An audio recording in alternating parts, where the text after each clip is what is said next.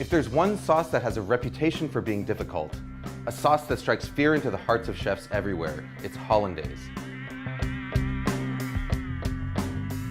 Now Hollandaise, just like mayonnaise, is a fat and water emulsion. Normally when you mix together fat and water, the fat's going to separate and float on top of the water in a greasy layer.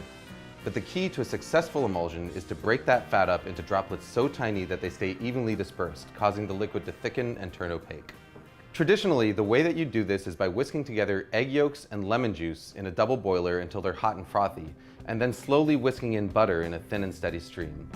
As you whisk, the butter breaks into minute droplets, while the egg yolk acts as an emulsifier, helping to keep those droplets evenly dispersed and thickening the sauce. What you get is a creamy, smooth sauce with a rich texture and mild flavor that's perfect for vegetables, fish, and eggs. But there's a lot of ways it can go wrong. If you don't whisk fast enough, or if you add your butter too fast, the sauce will end up greasy and broken. If you don't cook your eggs enough, it won't thicken properly, but if you cook them too much, you end up with broken scrambled eggs.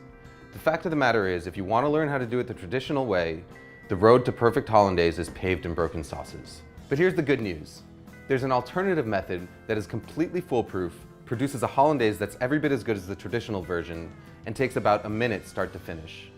All you need is a small pot, a glass measuring cup, and a hand blender with a cup that barely fits its head.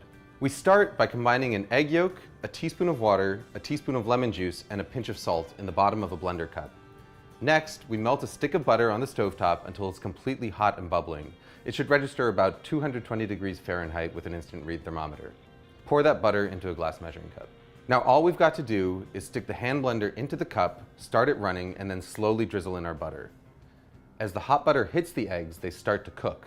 By the time you've added all of your butter, about 30 seconds later, the eggs are fully cooked and you've got a smooth, creamy, hot Hollandaise sauce that is completely indistinguishable from one made using the traditional whisking method. Hollandaise is at its best right when you make it, but if you want to store it, your best bet is to keep it in a small, lidded pot in a warm spot somewhere near your stove. Just make sure that you use it within a couple of hours. Food Lab signing out.